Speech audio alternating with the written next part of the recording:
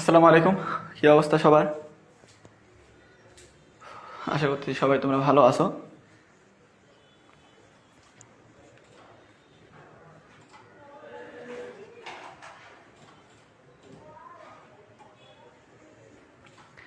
আচ্ছা, তো হচ্ছে আমরা সকালে একটা ক্লাস নিয়েছিলাম, যে ক্লাসে তোমাদের স্পেশাল ইউজ অফ ওয়ার্ড শিখাইছিলাম। এখন এই ক্লাসে আমরা মূলত রাইট ফর্ম অফ ভার্ব আর হচ্ছে কমপ্লিটিং সেন্টেন্স এই দুটো শেষ করব। আর বাকি পয়েন্টগুলো কীভাবে পড়বে না পড়বে সেগুলো আমি তোমাদেরকে সকালে বলে দিছি। রিটেন পার্টের ক্লাস হবে রাতে, অর্থাৎ হচ্ছে রাত 6:45 আমাদের রিটেন পার্টের ক্লাস হবে ইনশাল্লাহ। আর রিটার্ন পার্টের ক্লাসে তোমাদের যেটা রয়েছে ফর্মাল লেটার প্যারাগ্রাফ, এই দুইটার জন্য যে ফর্মেট দিব ওই 2টা বা 3টা ফর্মেটে তোমরা হচ্ছে পুরোটা শেষ করতে পারবে। আর নতুন করে কিছু মুখস্থ করার দরকার নাই বা পড়ার দরকার নাই।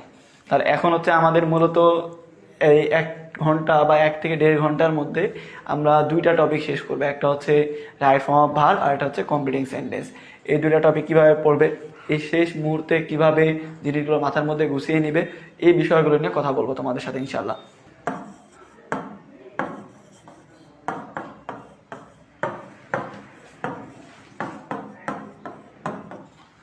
রাইট ফর্ম অফ ভার্ব, তো আমরা এখন যেটা করবো সেটা হচ্ছে রাইট ফর্ম অফ ভার্বটা আগে পড়বো, তারপর হচ্ছে আমরা কমপ্লিটিং সেন্টেন্সে করবো। রাইট ফর্ম অফ ভার্ব জিনিসটা কি এটা তোমরা সবাই জানো, অলরেডি ক্লাসগুলো করছো, তারপরেও তোমাদেরকে শর্টকাটে বলে দিই। সেটা হচ্ছে এটা হচ্ছে ভার্ব। ভার্ব তো বোঝো, ভার্ব মানে হচ্ছে ক্রিয়া। এখন হচ্ছে ফর্ম, ভার্বের বিভিন্ন ফর্মের কথা বলা হয়েছে। ফর্ম মানে কি? ফর্ম মানে হচ্ছে অবস্থা, তাই না? এখন কি অবস্থা? ভার্বে যে অবস্থাগুলো রয়েছে, ভার্ব 1, ভার্ব 2, ভার্ব 3, তারপর হচ্ছে ভার্বের জেরান্ড ফর্ম অথবা ভার্বের পার্টিসিপল ফর্ম, ভার্বের ইনফিনিটিভ ফর্ম, এগুলো হচ্ছে ভার্বের বিভিন্ন ফর্ম। আচ্ছা, যারা বোঝেন যে ভার্ব 1, ভার্ব 2, ভার্ব 3 এগুলো কি, তাদের ক্ষেত্রে ভার্ব 1 হচ্ছে ভার্বের প্রেজেন্ট ফর্ম, ভার্ব 2 হচ্ছে পাস্ট ফর্ম, আর ভার্ব 3 হচ্ছে past participle form. Gerund form হচ্ছে এই যে ভার্ব 1, এই ভার্ব 1 এর সাথে আইএনজি, অর্থাৎ ভার্বের প্রেজেন্ট ফর্মের সাথে আইএনজি যুক্ত করলে জেরান্ড। যদি বলি ইনফিনিটিভ, তাহলে ভার্বের প্রেজেন্ট ফর্মের আগে 2 লাগাইতে হবে, অর্থাৎ 2 প্লাস ভার্ব 1, তাহলে ইনফিনিটিভ। তো এগুলো হচ্ছে ভার্বের বিভিন্ন ফর্ম। আবার অক্সিলারি ভার্ব আছে এরকম। তো এই যে ফর্মগুলা, এই ফর্মগুলোর মধ্যে যেটা সঠিক সেটা মানে বেছে নিতে হবে তোমাকে। আর তোমাদের রাইট ফর্ম অফ ভার্ব কিন্তু অনেক সহজ। এসএসসি লেভেলে কি থাকে, এসএসসি লেভেলে কিন্তু কোনো তোমার হচ্ছে বক্সে ক্লু দেওয়া থাকে, অতএব তোমাকে বক্সগুলো নিয়ে এসে বসাইতে হবে, তারপরে আবার ওইটার কোন ফর্ম হবে সেটা ঠিক করতে হবে। তোমাদের তো মনে করো যে সরাসরি ব্র্যাকেটের মধ্যে দেওয়াই থাকে যে কী হবে না হবে, অতএব তোমাদের চুজ করা অনেক ইজি। তো তোমরা যেটা মানে রাইট ফর্ম অফ ভার্ব যেটা বলছো, রাইট ফর্ম অফ ভার্বটা কি? রাইট ফর্ম অফ ভার্ব হচ্ছে ভার্বের যেটা সঠিক। রাইট মানে কি? রাইট মানে হচ্ছে সঠিক, অর্থাৎ এই যে আমাদের ভার্বের বিভিন্ন অবস্থা আছে এগুলোর মধ্যে ওই সেন্টেন্সের জন্য যেটা সঠিক সেটা বেছে নেওয়া হচ্ছে রাইট ফর্ম অফ ভার্ব। বুঝা গেছে? যেমন তোমার মনে করো যে আমরা যদি বলি আই, বা আমরা যদি বলি হি ইট রাইস, এই সেন্টেন্সের মধ্যে এখানে ভুলটা হচ্ছে কি, এখানে এই যে ভার্ব এটা হচ্ছে কি সাবজেক্ট, এটা হচ্ছে অবজেক্ট, এটা হচ্ছে কি ভার্ব। আচ্ছা, সেন্টেন্সের মধ্যে এগুলো নিয়ে আমাকে কাজ করতে হবে না, এগুলো নিয়ে কাজ করতে হবে না। আমার দৃষ্টি থাকবে শুধুমাত্র ভার্বের জায়গাতে, আমাকে শুধুমাত্র ভার্বটা নিয়ে কাজ করতে হবে, কারণ আমরা করতেছি কি রাইট ফর্ম অফ ভার্ব। অন্য কোনো কিছু ভুল থাকলেও কিছু করা নেই, শুধুমাত্র তোমাকে কারেক্ট করতে হবে এইটা। এখন এটা কারেক্ট করার জন্য তোমার হচ্ছে সামনে এবং পিছনে এই 2টা জায়গা দেখা উচিত, কারণ এই জায়গাতে তুমি ভার্বটা বসাবে এটা কাকে দেখে বসাবে? সামনের যেটা আছে সাবজেক্ট আর পরের যে অবজেক্ট এগুলো দেখে। যেমন এখানে আছে হচ্ছে হি, হিটা হচ্ছে থার্ড পারসন সিঙ্গুলার নাম্বার।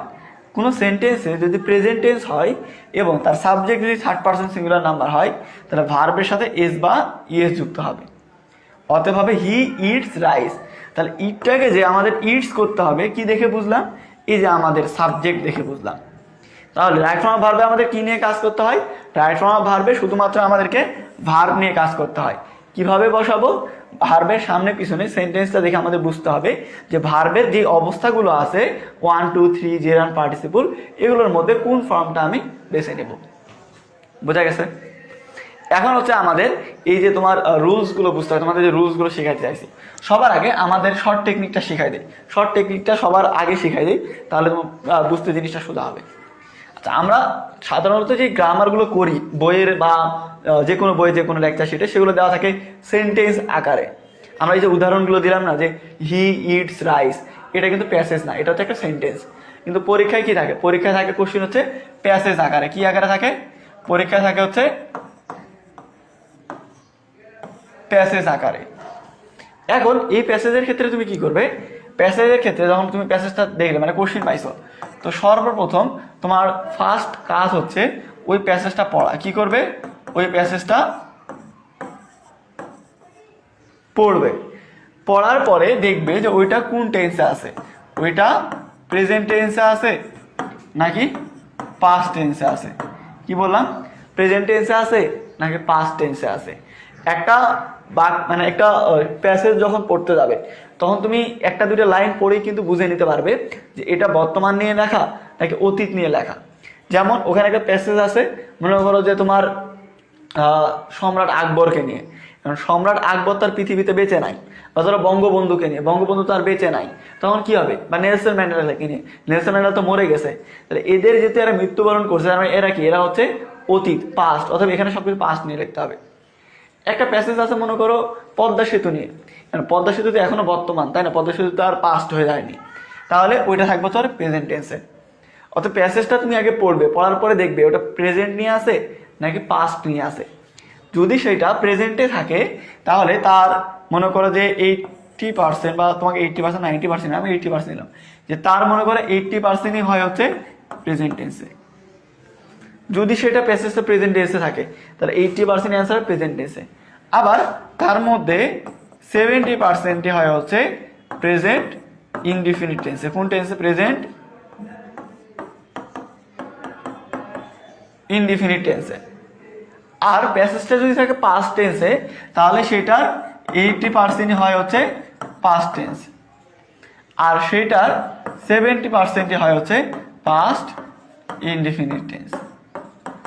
তাহলে শর্ট ট্রিক কি? শর্ট ট্রিকটা হচ্ছে তুমি আগে প্যাসেজ পড়বে। কোশ্চেন হাতে পাওয়ার পরে যখন তুমি রাইট ফর্ম অফ ভার্বটা সলভ করবে, তখন প্যাসেজ যেটা থাকবে কোশ্চেনে, প্যাসেজটা পড়বে। এক দুই লাইন পড়ার পরে তুমি বোঝার চেষ্টা করবে সেটা প্রেজেন্টে আছে নাকি পাস্টে আছে। যদি সেটা প্রেজেন্টে থাকে, তাহলে ওইটার 70%ই প্রেজেন্ট ইনডিফিনিট টেন্সে হবে। প্রেজেন্ট ইনডিফিনিট টেন্সের ক্ষেত্রে খুব বেশি রুলস নাই। একটা মোস্ট ইম্পর্টেন্ট রুলস হচ্ছে যে একটু আগে যেটা করালাম, subject third person singular number ভার্বের সাথে এস বাই এস, এই একটা রুলস থেকে তুমি 6 থেকে 7টা কমন পাবে। প্রেজেন্ট ইনডিফিনিট টেন্সে একটা রুলস থেকে তুমি 7 থেকে 7টা কমন পেয়ে যাবে। পাস্ট টেন্সের ক্ষেত্রেও তাই। অর্থাৎ তোমাকে আমি এখন যে 5 থেকে 6টা রুলস পড়াবো, এই 5 থেকে 6টা রুলসের মধ্যে দেখা যাচ্ছে তুমি যদি রাইট ফর্ম ভার্ব কোনোদিন নাও পড়ো, তাও পরীক্ষার হলে গিয়ে দেখা যাবে 7 থেকে 8টা কারেক্ট করতে পারবে ইনশাল্লাহ।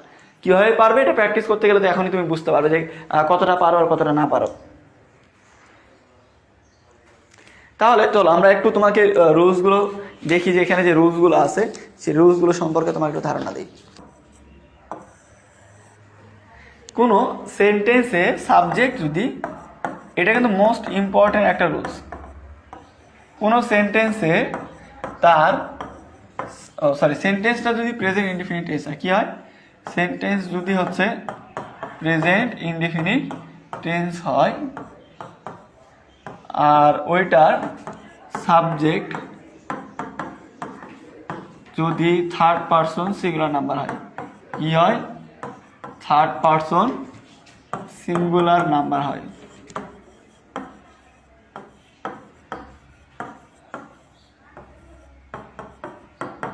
তাহলে ওই সেন্টেন্সের ভার্ব, সেই ভার্বের সাথে তুমি এস বাই এস যুক্ত করবে। কি বললাম? এটা সব থেকে সোজা রুলস, আমরা একেবারে ক্লাস 1 2 3 4 থেকে এটা শিখে আসছি, অথবা এটা ভুল হওয়ার কোনো কারণ দেখতেছি না। তবে তারপরে যদি কেউ ভুল করে, তাহলে এটা তার নিজ দায়িত্ব। কারণ আমি এই শেষ সময় এসে এই রুলসগুলো ছোটো ছোটো করে ভেঙে ভেঙে পড়াচ্ছি, কারণ আমি জানি পরীক্ষা হলে এই রুলস থেকে তুমি কোশ্চেন কমন পাবে। যদি প্যাসেজটা প্রেজেন্ট টেন্সে থাকে, তাহলে এই একটা রুলস থেকেই তুমি 3 নাম্বার পাবে। একটা রুলস থেকে 3 নাম্বার কল্পনা করা যায়। তুমি একটা রুলস থেকে 3 নাম্বার পাবে, সেটা আমি তোমাকে আগেই বলে দিচ্ছি। তারপরেও যদি তুমি পরীক্ষা হলে ভুল করো, তাহলে কিন্তু আমার কিছু করার নাই। তাহলে দেখো, সেন্টেন্সটা যদি প্রেজেন্ট ইনডিফিনিট টেন্স হয়, তাহলে আর ওইটা সাবজেক্ট যদি থার্ড পারসন সিঙ্গুলার নাম্বার হয়, তাহলে ভার্বের সাথে এস বাই এস। তোমাকে আরও ছোটো করে ভেঙে বুঝাই দিচ্ছি। পারসন কয়টা? পারসন হচ্ছে 3টা। একটা হচ্ছে ফার্স্ট পারসন, একটা হচ্ছে সেকেন্ড পারসন, আর একটা হচ্ছে থার্ড পারসন। আচ্ছা, এটার নাম্বার কয়টা? নাম্বার হচ্ছে দুইটা, একটা হচ্ছে সিঙ্গুলার নাম্বার আর একটা হচ্ছে plural number. Singular number, plural number, singular number, plural number. অর্থাৎ পার্সনের প্রত্যেকটারই দুইটা করে number, first person singular, first person plural, second person singular, second person plural, third person singular, third person plural. তো এখানে first person যে singular সেটা কি? I, plural we. Second person singular, second person plural, এই দুইটাই হচ্ছে you. Third person plural হচ্ছে দে। শর্টকাটে মনে রাখবে যে থার্ড পার্সন সিঙ্গুলার নাম্বার কোনগুলা? আই, উই, ইউ, দে, এই চারটা বাদে কি কি বললাম? Third person singular number I, we, you, they, এই চারটা কি বাদে? এই চারটা বাদে যা থাকবে তা হচ্ছে থার্ড পার্সন সিঙ্গুলার নাম্বার। যেমন আমরা সব থেকে বেশি ব্যবহার করি কি?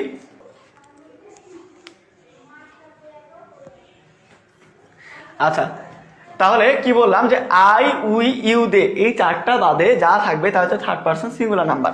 আমরা সব থেকে বেশি যেগুলো ব্যবহার করি, হি, শি, ইট, যে কোনো নাম, এগুলো হচ্ছে থার্ড পার্সন সিঙ্গুলার নাম্বার। তাহলে যখন একটা সেন্টেন্স ওই সেন্টেন্সটা হবে প্রেজেন্ট ইনডিফিনিট টেন্সে, আর ওইটার যে সাবজেক্ট ওইটা থাকবে থার্ড পার্সন সিঙ্গুলার নাম্বারে, তাহলে এটার পরে যে ভার্বটা বসাবো তার সাথে এস বা ইএস যুক্ত করব। যেমন আমরা যদি বলি যে হি গো টু স্কুল, এই সেন্টেন্সের মধ্যে একটু লক্ষ্য করো, এখানে সেন্টেন্সটা হচ্ছে প্রেজেন্ট ইনডিফিনিট টেন্সে। প্রেজেন্ট ইনডিফিনিট টেন্সের গঠন কি? সাবজেক্ট প্লাস ভার্বের প্রেজেন্ট ফর্ম। তাহলে সাবজেক্টের পরে ভার্বের প্রেজেন্ট ফর্ম আছে, তাহলে এটা কোন টেন্স? এটা হচ্ছে প্রেজেন্ট ইনডিফিনিট টেন্স।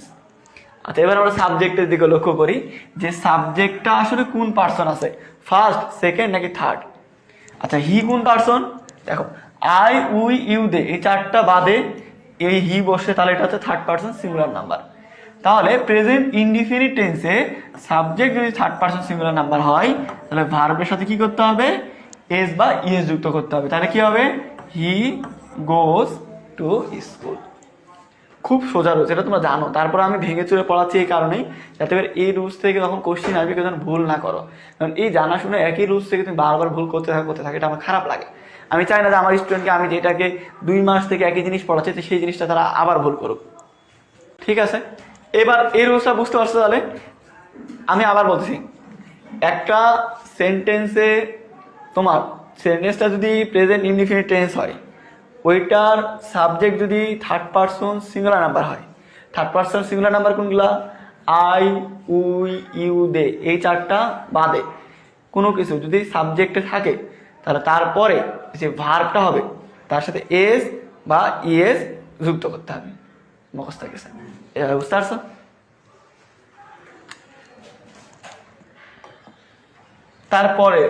তারপরে যে মোস্ট ইম্পর্টেন্ট একটা রুলস, সেটা হচ্ছে যে একটা সেন্টেন্সে যদি একাধিক ভার্ব থাকে, কি থাকে? একাধিক ভার্ব থাকে, একাধিক ভার্ব, তাহলে পরের যে ভার্ব সেটা কি করবে? সেটা হচ্ছে নন ফাইনাইট করবে। কি করবে? Non finite. নন ফাইনাইট বলতে ইনফিনিটিভ বা জেরার, অর্থাৎ সেটার সাথে ভার্বের সাথে আইএনজি যুক্ত করবে, অথবা 2 প্লাস ভার্ব 1 করবে। আরেকবার বলতেছি, একটা সেন্টেন্সে যদি একের অধিক ভার্ব থাকে, সিম্পল সেন্টেন্সে একের অধিক ভার্ব আছে, তাহলে পরের যে ভার্ব ওইটা হবে নন ফাইনাইট, অর্থাৎ ওই ভার্বের সাথে আইএনজি যুক্ত করবে, অথবা ওইটার আগে 2 লাগাই দেবে, 2 প্লাস ভার্ব 1 করে দেবে। যেমন আমরা যদি বলি যে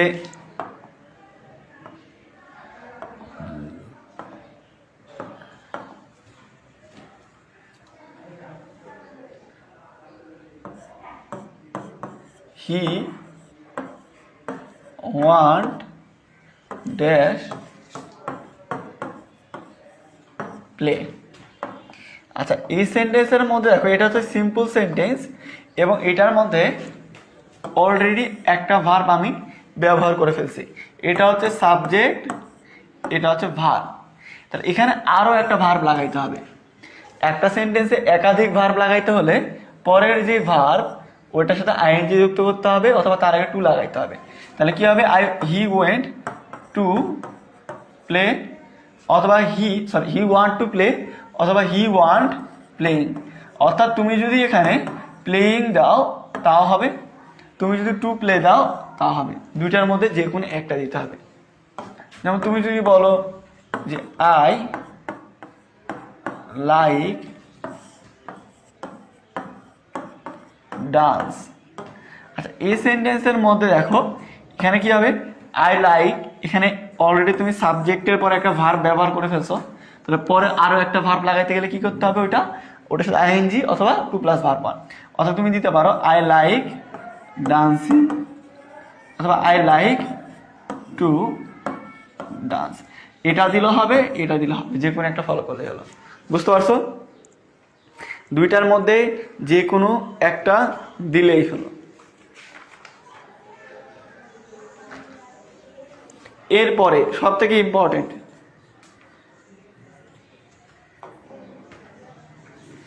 এটা থেকে পরীক্ষায় তুমি কোশ্চিন যেখানে থাক, প্রেজেন্ট টেন্সে থাক, পাস্ট টেন্সে থাক, এই রুলস থেকে তুমি 2 থেকে 3টা কোশ্চিন কমন পাবে শিওর, 100% গ্যারান্টি দিচ্ছি। এই একটা রুলস থেকে পরীক্ষায় তুমি 2 থেকে 3টা মানে 1 থেকে 1.5 নাম্বার তুমি এখান থেকে কমন পাবে শিওর থাকো 100%। সেটা হচ্ছে প্যাসিভ ভয়েসের। কিসের? প্যাসিভ ভয়েসের। প্যাসিভ ভয়েসটা কি? প্যাসিভ ভয়েস দুইভাবে চেনা যায়। একটা হচ্ছে বাই প্লাস অবজেক্টিভ ফর্ম থাকবে, আর আরেকটা হচ্ছে যে অন্যের দ্বারা কোনো কিছু করা বোঝালে। কি বোঝালে? অন্যের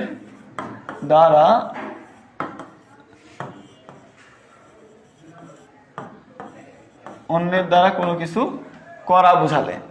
যেমন আমরা যদি বলি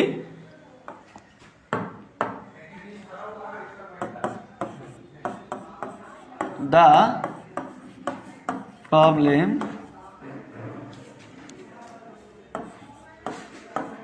has been solved by him। এই সেন্টেন্সের মধ্যে লক্ষ্য করো এখানে কি আছে, এখানে হচ্ছে বাই প্লাস ভার্ব 3 আছে। তো by plus objective, verb 3 sorry, by plus objective আছে। তাহলে বাই প্লাস অবজেক্টিভ থাকলে কি হয়, বাই প্লাস অবজেক্টিভ থাকলে প্যাসিভ ভয়েসে, প্যাসিভ ভয়েস দুইভাবে গঠন করা যায়। একটা হচ্ছে যে বি ভার্ব প্লাস হচ্ছে ভার্ব 3, অর্থাৎ বি ভার্ব দেওয়া আছে, এরপরে তোমাকে ভার্ব 3 দিতে হবে, অর্থাৎ সলভটাকে সলভ করতে হবে। অথবা যদি মডাল থাকে এবং মডালের পরে বি থাকে তাহলে হচ্ছে ভার্ব 3, মানে মডাল তারপরে বি তারপরে হচ্ছে ভার্ব 3। যেমন আমরা যদি বলি, তোমার মনে করে যে এরকম যে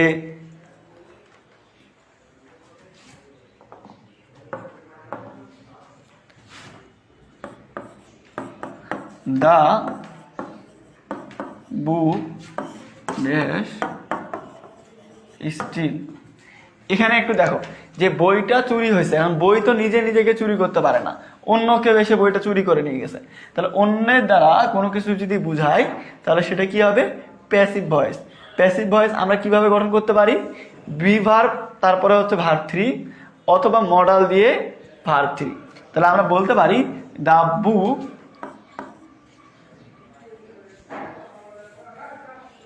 বুক ওয়াজ স্টলেন, বইটা চুরি হয়েছে। তো আমরা এখানে বি ভার্বের পরে ভার্ব 3 দিলাম, তাহলে হয়ে গেল। তাহলে প্যাসিভ ভয়েসের নিয়মটা কি, প্যাসিভ ভয়েস হচ্ছে বাই প্লাস ভার্ব 3 থাকবে, বাই প্লাস অবজেক্টিভ থাকবে, অথবা অন্যের দ্বারা কোনো কিছু বোঝালে প্যাসিভ ভয়েস।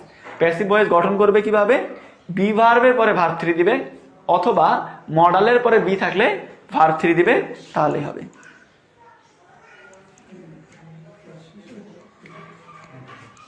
এর পরেরটা হচ্ছে মডাল ভার্ব যখন থাকবে, কি ভার্ব?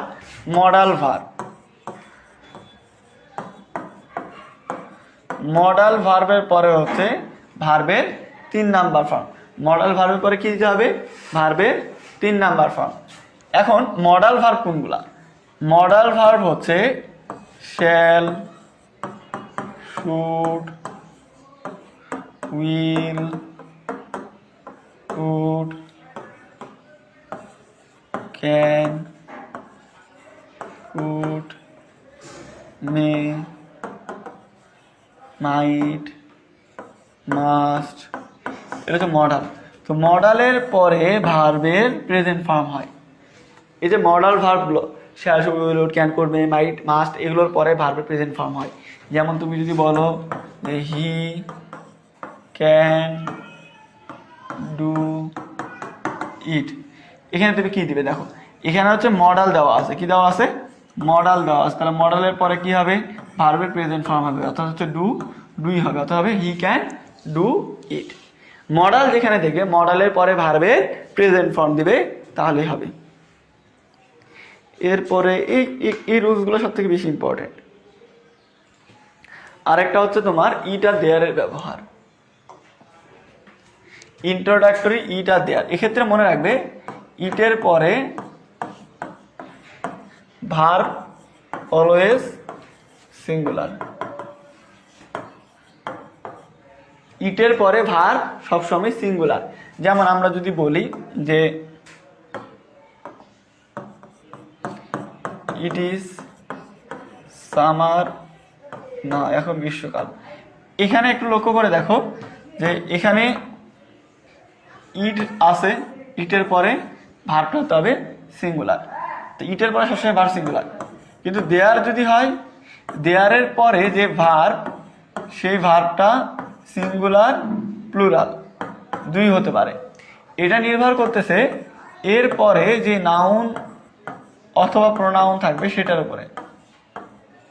এই নাউন বা প্রোনাউনটা যদি সিঙ্গুলার হয় তাহলে এখানে ভার্ব সিঙ্গুলার, এটা যদি প্লুরাল হয় তাহলে এখানে ভার্বটা প্লুরাল। যেমন তুমি যদি বলো যে দেয়ার ড্যাশ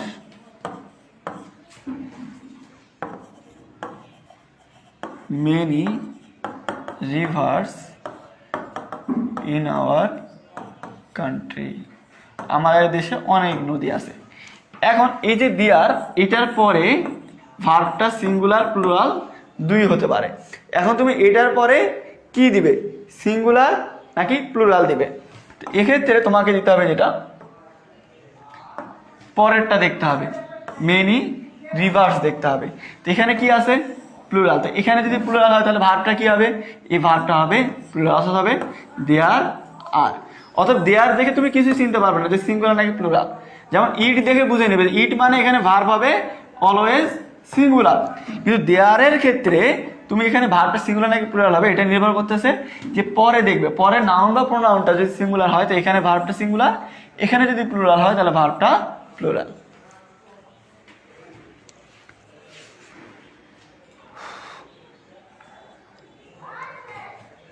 বুঝতে পারছো? আরেকটা রুলস, সেটা হচ্ছে টু ব্যতীত, কি বললাম?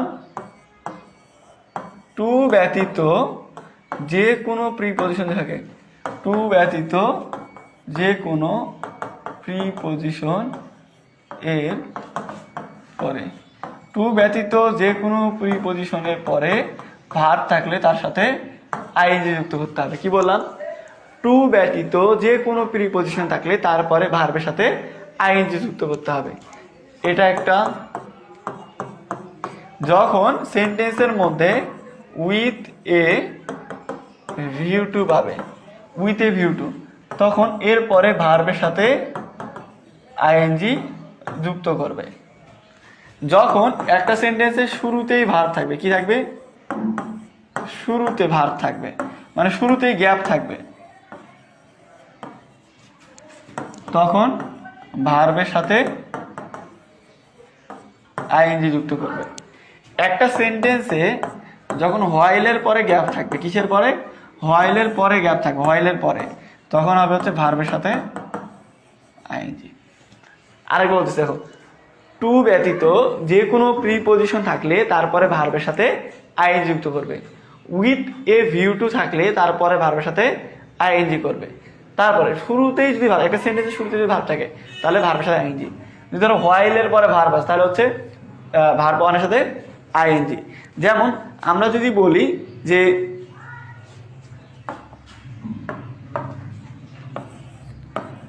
অন ক্যান gather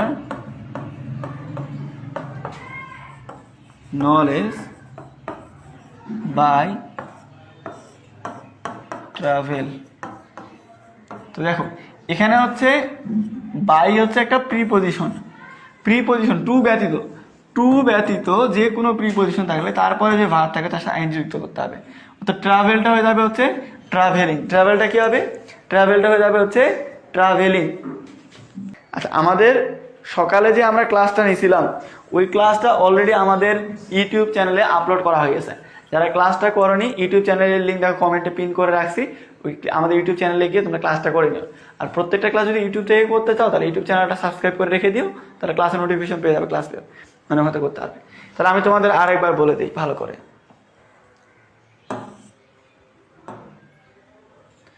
আচ্ছা, রাইট ফর্ম অফ ভার্বের ক্ষেত্রে কি বললাম? শর্ট ট্রিকটা হচ্ছে আগে প্যাসেজটা পড়বে, পড়ার পরে দেখবে প্রেজেন্ট নাকি পাস্ট। যদি প্রেজেন্ট থাকে তাহলে অধিকাংশ প্রেজেন্ট ইনডিফিনিট, পাস্ট হলে অধিকাংশ পাস্ট ইনডিফিনিট। আর বাকি রুলসগুলো তো তোমার মনে আছে। এখন দেখি যে তুমি কতটুকু বুঝলে জিনিসগুলা আর কতটুকু অ্যাপ্লাই করতে পারো। এটা তোমাদের একটা প্র্যাকটিস করালে হবে, তোমরা নিজে নিজে বুঝতে পারবে যে আসলে আমি কতটুকু পারতেছি।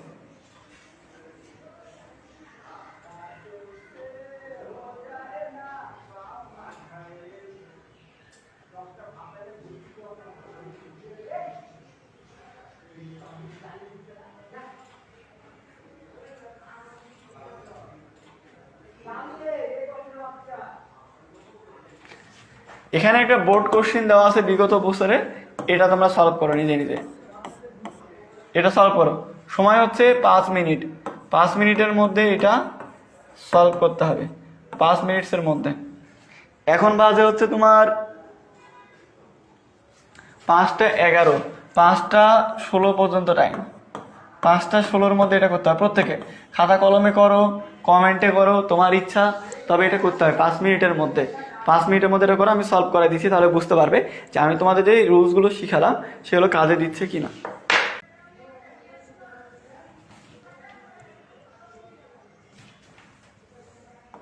আচ্ছা, ইয়ার আগে আমরা কি বলছিলাম যে আগে প্যাসেজটা পড়তে হবে, পড়ে দেখতে হবে যে প্রেজেন্ট নাকি পাস্ট, তাই না? তো দেখো, air dash an important element of the environment, এই সেন্টেন্স পড়ে কিন্তু আমরা বুঝতে পারলাম না প্রেজেন্ট নাকি পাস্ট। পরেরটা দেখো, বাট ইট ইজ, এটা বাই না বাট হবে। But it is constantly being dash in many ways we make fire. দেখো এখানে হচ্ছে প্রেজেন্ট টেন্স, এখানে হচ্ছে প্রেজেন্ট টেন্স। তাহলে বুঝেই নিতে পারো যে এটা হচ্ছে, আমরা ধরে নিতে পারি যে এটা প্রেজেন্ট টেন্স, মানে প্যাসেজটা প্রেজেন্ট টেন্স আকারে আছে। তাহলে আমরা কি করবো, আমরা হচ্ছে অধিকাংশই প্রেজেন্ট ইনডিফিনিট টেন্স হবে। তাহলে যেমন ধরো এখানে সাবজেক্ট হচ্ছে 3rd পারসন সিঙ্গুলার, তাহলে এরপরে কি হবে, এরপরে হবে সিঙ্গুলার ভার্ব হবে, অর্থাৎ ইয়ার ইজ হবে। কি হবে? Air is an important element of the environment but it is constantly being. আচ্ছা, যখন তুমি একটা সেন্টেন্সের মধ্যে বিং পাবে তখন বিং এর পরে ভার্ব 3 হয়, মনে আছে? বি এর পরে কি হয়? ভার্ব 3 হয়। তাহলে কি হবে? এখানে প্লুট থেকে হবে polluted। কি হবে? প্লুট থেকে হবে polluted। In many ways we make fire to cook food and do. ওই তোমার হচ্ছে অধিকাংশ ক্ষেত্রে, এক দুটা বাদে, এক দুটা এক্সেপশনাল বাদে অধিকাংশ ক্ষেত্রে অ্যান্ড এর আগে যে টেন্স থাকবে পরেও সেই টেন্স হবে। তো অ্যান্ড এর আগে কোন টেন্স আছে? অ্যান্ড এর আগে এখানে প্রেজেন্ট টেন্স আছে, তারপরে কি হবে? প্রেজেন্ট টেন্স, অর্থাৎ ডুটা ডুই হবে। And do many words, this fire emits smoke with contaminant. এই দেখো, এই যে হুইচ হচ্ছে WH ওয়ার্ড হচ্ছে রিলেটিভ প্রোনাউন, এর সামনে এই যে স্মোক আছে এর পরের ভার্বটার সাথে যোগাযোগ করবে। পরের ভার্বটার সাথে কি করতে হবে? দেখো এটা হচ্ছে 3rd পারসন সিঙ্গুলার নাম্বার, তাহলে এই ভার্বের সাথে কি করতে হবে? এস বা ইউএস যুক্ত করতে হবে, অর্থাৎ হবে এখানে কন্টিমিনেটস। এটা যেহেতু 3rd পারসন সিঙ্গুলার নাম্বার, তো এরপরে ভার্বের সাথে এস বা ইএস যুক্ত করতে হবে, অর্থাৎ হবে কন্টিমিনেটস। তাহলে vehicle polluted air to a great extent by.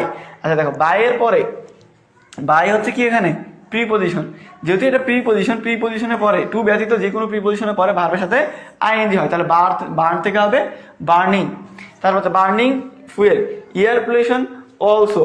আচ্ছা এখানে কি হচ্ছে, সাবজেক্ট হচ্ছে third person singular number, subject যদি থার্ড পার্সন সিঙ্গুলার নাম্বার হয় তাহলে ভার্বের সাথে এস বা ইএস যুক্ত করতে হবে, তাহলে কি হবে happens when coil and well.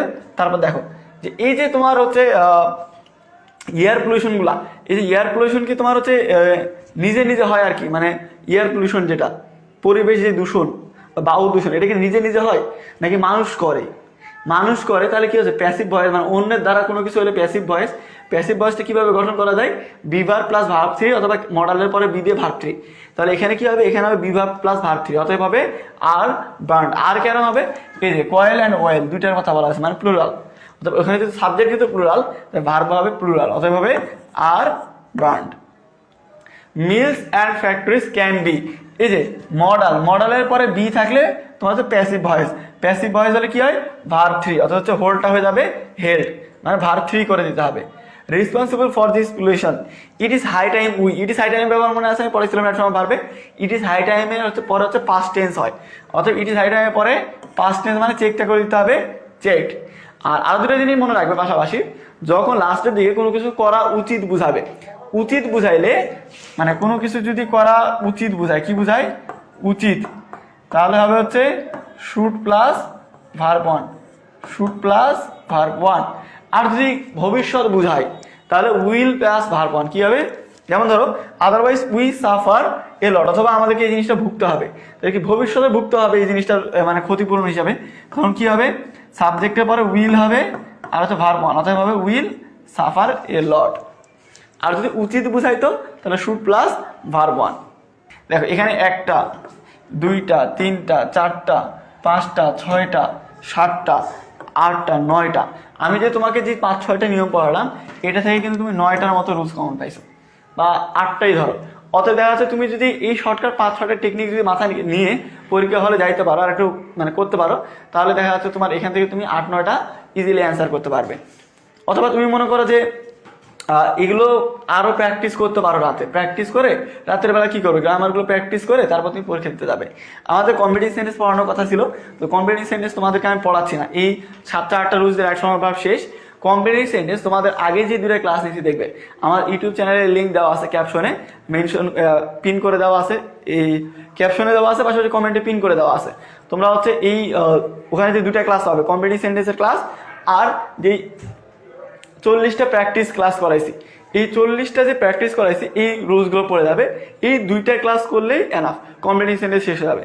এই একই দিনে আমি করাচ্ছি না, কারণ এমনিতে অসুস্থ, যাতে আমরা 2 দিন ওই যে ট্যুরে ছিলাম, জার্নি করে শরীরের অবস্থা একেবারে খারাপ, কথা বলতেছিল, অনেকে বলতেছে ভাই মন খারাপ নাকি, মন খারাপ না, মানে যে জার্নি করে অবস্থা খুব একটা ভালো না।